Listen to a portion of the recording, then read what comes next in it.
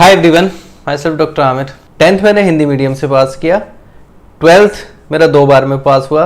उसके बाद नीट के लिए 1 साल ड्रॉप हुआ। उसके बाद जाकर एमबीबीएस में सिलेक्शन हुआ। तो गाइस, सब लोग कहते हैं ना कि आप एमसीएच न्यूरो सर्जरी कर रहे हो, एम्स में हो, आपकी लाइफ तो बड़ी अच्छी स्मूथ रही होगी। तो ऐसा नहीं था। ऐसा नहीं था कि सब कुछ एक ही बार में मिलता चला गया। बहुत सारे हिक्कप्स आए हैं बीच में, और बहुत बार तो मुझे ऐसा लगता था जब ये सब चल रहा था कि मैं कभी डॉक्टर बन ही नहीं पाऊंगा। तो मैं अब आपको डिटेल में बताता हूँ कि उन 4 सालों में मेरे साथ क्या क्या हुआ और कैसे वो सारी परेशानियों को मैंने ओवरकम किया। वीडियो देखने के बाद फीडबैक ज़रूर देना। नीचे व्हाट्सएप नंबर है मेरा, अपना पर्सनल व्हाट्सएप नंबर है, उस पर मैसेज डालना और बताना कि ये कैसा लगा। तो गाइस, 10th जो है मैंने वो यूपी बोर्ड से पास किया था। मुरादाबाद में अंसार इंटर कॉलेज से मैंने 10th पास किया और 10th में मेरे 67% मार्क्स आए थे। यूपी बोर्ड में उन दिनों मार्क्स कम ही मिलते थे, तो ओवरऑल मेरी क्लास में 2nd पोजीशन थी और 67% मार्क्स मेरे 10th क्लास में आए थे। तो रिज़ल्ट बहुत अच्छा तो नहीं था, लेकिन ठीक था। उसके बाद फिर 2 महीने के बाद एएमयू का 11th एंट्रेंस था। उसकी प्रिपरेशन करने के लिए भाई के पास लखनऊ चला गया। लखनऊ में उस टाइम भाई केजीएमसी में एमबीबीएस कर रहे थे। भाई के साथ पढ़ा, उन्होंने मुझे पढ़ाया और काफ़ी गाइड किया। तो उन 2 महीने की प्रिपरेशन के बाद एएमयू का 11th का एंट्रेंस क्लियर हो गया और मेरा एडमिशन एएमयू में पीसीबी में हो गया। फिर उसके बाद से स्ट्रगल की कहानी शुरू होती है, क्योंकि मैं हिंदी मीडियम से गया था और वहाँ पे सब कुछ इंग्लिश मीडियम में था। तो आप इमेजिन कर सकते हो हिंदी मीडियम से सडनली इंग्लिश मीडियम में जाना कितना मुश्किल होता है। क्योंकि 10th में जब भी जो भी बुक पढ़ते थे वो समझ में आती थी, 11th क्लास में सडनली कुछ भी समझ में नहीं आता था। तो उसके बाद किसी तरह से ट्यूशन वगैरह लगा कर उन सब्जेक्ट्स को पढ़ा और 11th के एग्ज़ाम पास किए। एग्ज़ाम पास तो हुए, लेकिन मार्क्स जो थे वो जस्ट पासिंग मार्क्स ही थे। सिर्फ 52% मार्क्स मुझे 11th क्लास में मिले थे। क्लास के दूसरे बच्चों के मार्क्स देखते थे तो किसी के 70%, किसी के 80%, तो ऐसा लगता था कि मैं तो कभी बन ही नहीं पाऊँगा। तो इस टाइम मेरे भाई ने मुझे काफ़ी समझाया और काफ़ी मोटिवेट किया। जो बड़े भाई अभी मुरादाबाद में साइकेट्रिस्ट हैं, डॉक्टर इमरान हुसैन, उन्होंने मुझे काफ़ी मोटिवेट किया और समझाया कि हिंदी मीडियम से इंग्लिश मीडियम में जाने पर ऐसा ही होता है, इसमें तुम्हारी कोई गलती नहीं है। तो मुझे थोड़ा एहसास हुआ कि हाँ चलो ठीक है, भाई समझ रहे हैं तो मैं कर सकता हूँ। फिर जब 12th क्लास स्टार्ट हुआ तो 12th क्लास तक आते आते इंग्लिश थोड़ी बेटर हो गई थी, बुक्स थोड़ी थोड़ी समझ में आने लगी थी, लेकिन क्लास में पोजीशन बहुत पीछे जा चुकी थी। तो उससे हुआ ये कि क्लास जाने में इंटरेस्ट धीरे धीरे कम होता चला गया। और उसके बाद फिर घर में थोड़ी प्रॉब्लम हुई, मम्मी की तबीयत ख़राब हो गई थी, तो उसके बाद मैं घर चला गया। फाइनली हुआ ये कि 12th क्लास में अटेंडेंस शॉर्ट हो गई और एग्ज़ाम देने से रोक दिया गया। ये एक बहुत बड़ा सेटबैक था, बहुत ही ज़्यादा डिप्रेसिंग फील हुआ था मुझे उस टाइम। बट फिर से मम्मी पापा ने और भाई ने, बहनों ने, सब ने बहुत ज़्यादा समझाया। बोले 1 ही साल तो बर्बाद हुआ है, ज़िंदगी थोड़ी ना बर्बाद हुई है, तुम फिर से कोशिश करो, फिर से मेहनत करो, इंशाल्लाह और अच्छा होगा। तो फिर उसके बाद वापस जाके ज्वाइन किया। इस बार अच्छे से पढ़ाई करने का मन बनाया हुआ था। और दोबारा से अगर 12th आप कर रहे हो तो एक बार तो कोर्स आपका पढ़ा हुआ होता है, तो बुक्स भी अच्छे से समझ में आती थी। तो इस बार इंटरेस्ट ज़्यादा था और थोड़ा जोश भी ज़्यादा था। 12th की पढ़ाई भी की और साथ साथ नीट, जो उस time PMT pre medical test होता था, उसकी प्रिपरेशन भी साथ साथ करनी शुरू की। तो प्रिपरेशन तो ठीक ठाक हो गई थी। 12th क्लास के एग्ज़ाम भी दे दिए थे। उसके बाद फिर नीट का जब एग्ज़ाम दिया तो उसका जब रिज़ल्ट आया तो उसमें 10,000 के आसपास रैंक थी, नॉट सिलेक्टेड।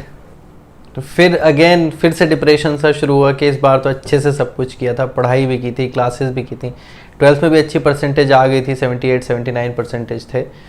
तो फिर भी सिलेक्शन नहीं हुआ, तो बड़ा अजीब सा लग रहा था। 2005 में ये सोचा था कि अब तो एमयू में एडमिशन हो गया, एमबीबीएस के लिए इंटर्नशिप भी होती है, 2007 में एमबीबीएस में सिलेक्शन हो ही जाएगा, सबको ये लगता था। लेकिन 2008 आ गई थी, उसके बाद भी सिलेक्शन नहीं हुआ था। तो मेरे लिए भी डिप्रेसिव था और बाकी जो सब लोग मुझसे उम्मीद लगा के रखते थे, उन्होंने कभी कुछ कहा तो नहीं, लेकिन एक दुख तो उन सब के लिए भी था। उसके बाद फिर लखनऊ गया, वहाँ प्रिपरेशन की, वहाँ हॉस्टल में रहते थे। लखनऊ में सारे इंडिविजुअल टीचर्स से फिज़िक्स, केमिस्ट्री, बायोलॉजी की कोचिंग ली। फिर एग्ज़ाम दिए, वहाँ टेस्ट सीरीज़ में काफ़ी अच्छी रैंक आती थी। तो फिर कॉन्फिडेंस आ गया था कि हाँ अब तो सिलेक्शन हो ही जाना है।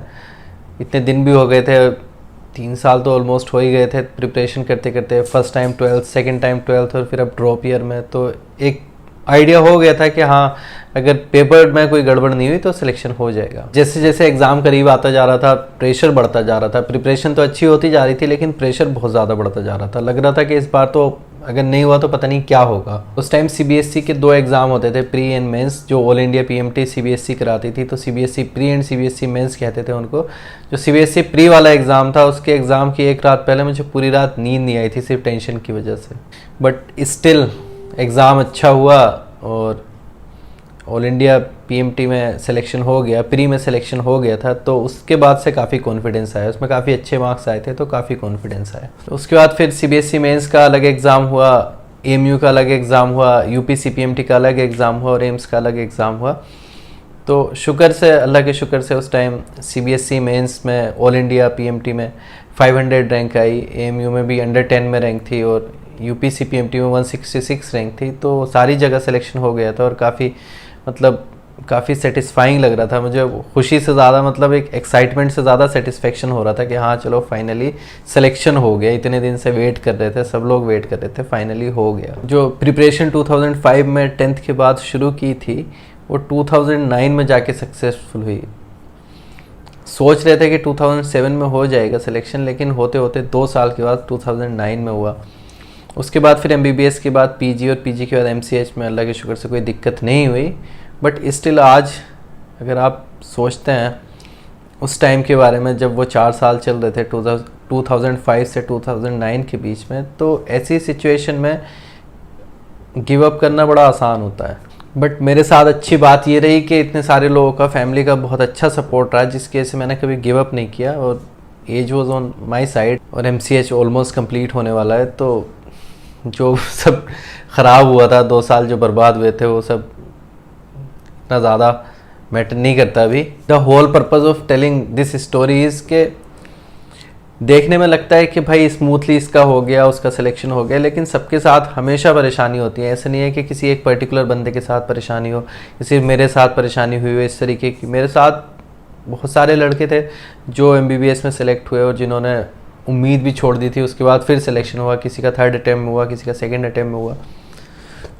PG के टाइम में भी ऐसा था, जो लोग 1st अटैम्प्ट में सेलेक्ट हो गए थे उनका 1st अटैम्प्ट में PG में नहीं हुआ, या फिर किसी का MBBS के बाद ड्रॉप हो गया, किसी का PG करने के बाद सुपर स्पेशलिटी के बीच में ड्रॉप हो गया। तो प्रॉब्लम्स हर किसी के साथ रहती हैं, ये ड्रॉप मैटर नहीं करते। अगर ड्रॉप करने के बाद भी अगर आप सिलेक्शन ले लेते हो तो वो मैटर करता है, और अगर स्ट्रगल करने के बाद कोई चीज़ मिलती है तो आई थिंक उसकी ज़्यादा इंपॉर्टेंस होती है। So in the end I will tell you one thing only, कि जो भी स्टूडेंट या जो भी लोग ये वीडियो देख रहे हैं, कभी गिव अप नहीं करना और हमेशा कोशिश करते रहना है कि हाँ अगर ये प्रॉब्लम इस बार सोल्व नहीं हुई तो नेक्स्ट टाइम में सोल्व करेंगे, नेक्स्ट टाइम में सोल्व नहीं हुई तो फिर से एक बार ट्राई करेंगे, लेकिन गिव अप नहीं करेंगे। क्योंकि साइकोलॉजिस्ट भी कहते हैं और हम लोग बहुत सारे पिक्चर्स भी देखते हैं जिसमें इंसान तभी गिव अप करता है जब वो सक्सीड होने वाला होता है। उसको पता नहीं होता है कि वो कब सक्सेस उसको मिल जाएगी, बट वो गिव अप कर देता है। जनरली होता ही यही है, ज़्यादातर लोग तभी छोड़ते हैं जब वो सक्सेस के सबसे ज़्यादा करीब होते हैं। तो आई विल सजेस्ट यू, जो भी लोग नीट MBBS की तैयारी कर रहे हैं, नीट UG की तैयारी कर रहे हैं, एक बार में सिलेक्शन नहीं हुआ कोई बात नहीं, 2nd टाइम में सिलेक्शन नहीं हुआ कोई बात नहीं, लेकिन अगर आपका ड्रीम है डॉक्टर बनना तो प्रिपरेशन कीजिए, 1 साल और कीजिए और अच्छे से कीजिए, लॉयल्टी के साथ कीजिए। ऐसा नहीं है कि 2-4 घंटे पढ़ाई कर लिया और खुश हो गए, एटलीस्ट 12-13 घंटे पढ़ाई कीजिए। जब मैं लास्ट टाइम में अपनी प्रिपरेशन कर रहा था नीट UG की 2008-2009 में, तब ऑलमोस्ट मैं 12 घंटे डेली का एवरेज मेरा पढ़ाई का आता था, क्योंकि इतना ज़्यादा प्रेशर था और मैंने सोच लिया था कि भाई इस साल सिलेक्शन लेना ही लेना है। तो अगर आप सोच लोगे ना कि आपको इस साल सिलेक्शन लेना ही लेना है तो फिर आपका हो जाए। सो फिर MBBS के बाद क्या क्या हुआ, किस तरीके से यहाँ एम्स तक पहुँचा, इस सब के बारे में नेक्स्ट वीडियो में बताऊँगा। तब तक के लिए बाय बाय, टेक केयर।